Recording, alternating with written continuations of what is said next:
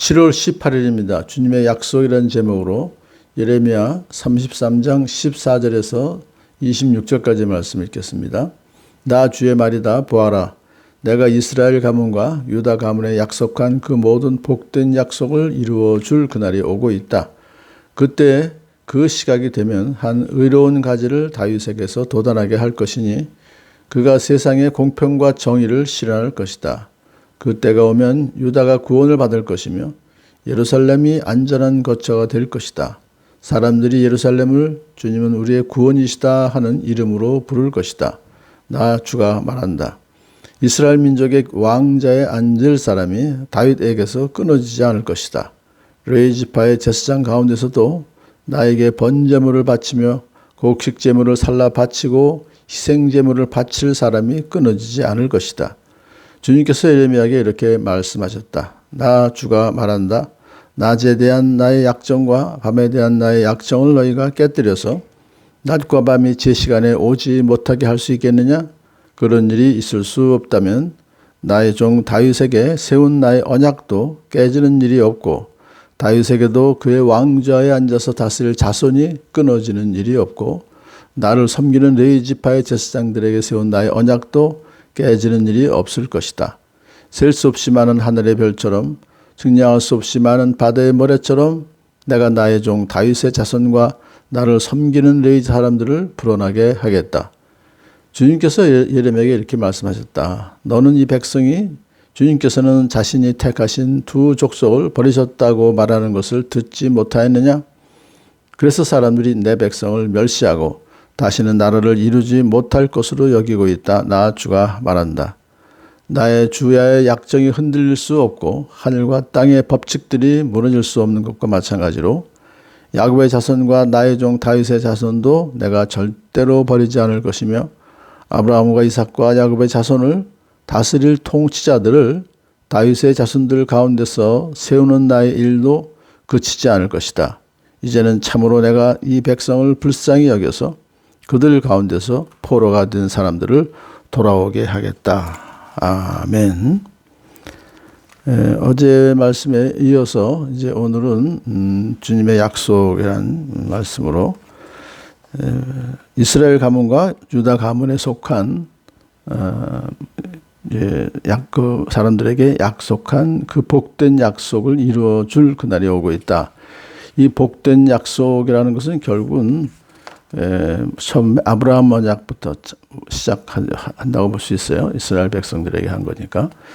그래서 그동안 계속해서 이어져서 이제 새 언약까지 그 약속한 것은 이제 이루어질 날이 오고 있다. 그러므로 일단은 그때 그 시각이 되면이라는 것은 이제 예수님이 오시는 그때를 말하는 거예요. 그래서 한 의로운 가지를 다윗에게서 돋아나게 할 것이니 다윗의 후손으로 가지는 예수 그리스도를 나타내죠. 그래서 근데 그분은 의롭다. 이 의롭다 하는 것은 하나님의 그 속성인 것으로서 하나님의 속성을 이제 이룰 그런 분이 오신다. 그런 거예요. 그러니까 하나님의 속성은 무엇이냐? 공평과 정의를 실현하실 것이다. 그래서 예수 그리스도께서 이 땅에 오셔서 하나님의 의로움을 드러내고 그래서 공평과 정의로 통치하실 분이 오신다. 그래서 그때가 오면 유다가 구원을 받을 것이며 예루살렘이 안전한 거처가 될 것이다. 항상 1차적으로는 먼저 유다가 유태인이 구원을 받아요. 신약 초대교회 다 유대인들이 시작을 했고요.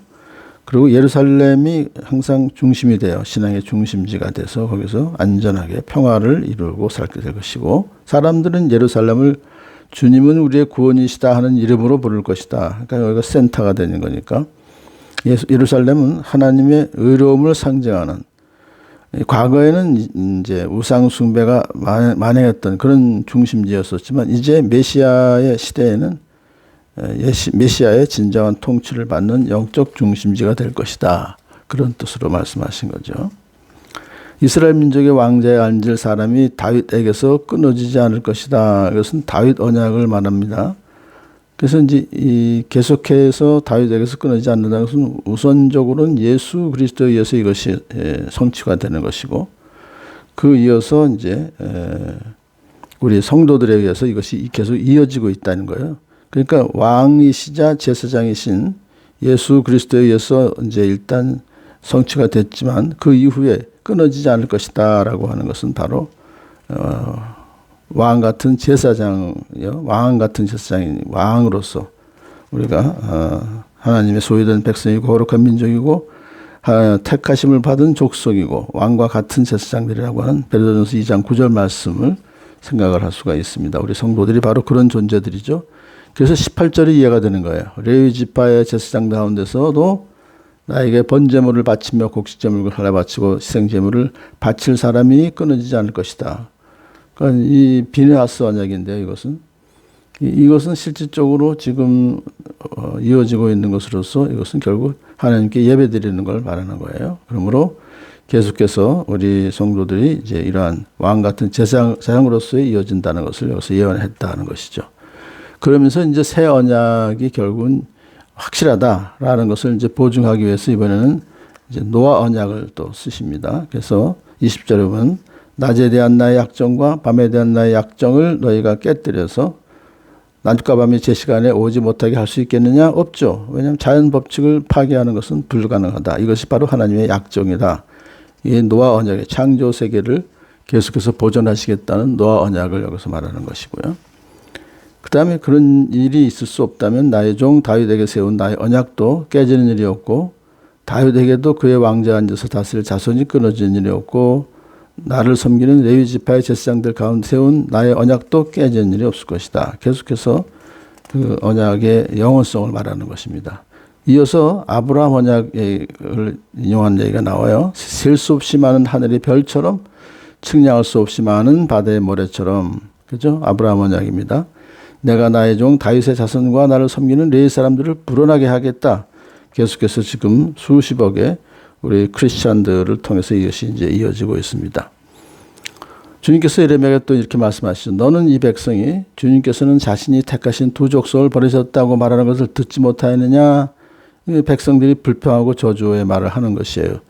주님께서 택하신 두 족속은 바로 북이스라엘 족속과 남유다 족속을 말해요. 근데 하나님께서 버리셨다라고 그들이 이제 막 불평하니까 주변 나라 사람들이 하나님의 백성을 멸시하고 다시는 하나님 나라를 이루지 못할 것으로 이제 그들이 생각했다. 그러나 나는 주야의 약정이 흔들릴 수 없고 하늘과 땅의 법칙들이 무너질 수 없는 것과 마찬가지로 절대로 그런 일은 있을 수가 없다.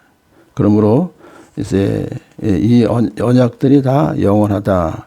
그러면서 마지막으로 참으로 내가 이 백성을 불쌍히 여겨서 그들 가운데서 포로가 된 사람들을 돌아오게 하겠다. 이 결론이 오늘의 말씀은 결국은 하나님은 약속을 지키시는 분이고 언약을 지키시는 분이시기 때문에 70년 후에 이 포로들을 돌아오겠다는 것은 너무나 확실하다.